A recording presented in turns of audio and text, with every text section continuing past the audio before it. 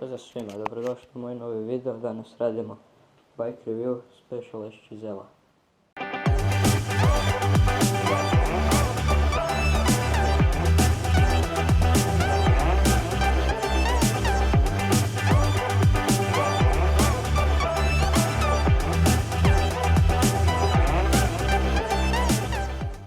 Krenut ćemo od prednjeg dijela bicikla.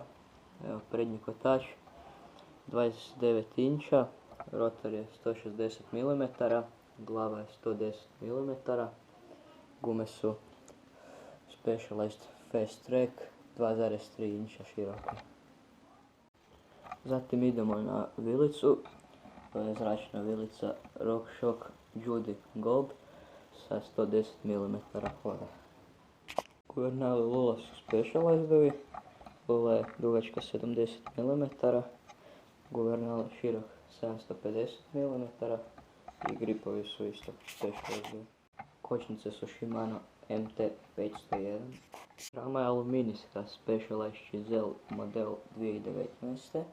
Pogon je 1x11, naprijed ima Stout Pro i lančanik sa 30 zuba, iza je kazeta Sunrace sa 11 brzina, najmanji zupčanik ima 11 zuba, najveći 46 i mjenjače SLX Shadow Plus.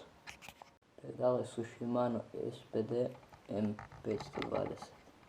Prednji kotač također ima 29 inča, na njemu je rotor od 160 mm, glava je široka 148 mm i na njemu je guma Specialized Fast Track široka 2,3 inča.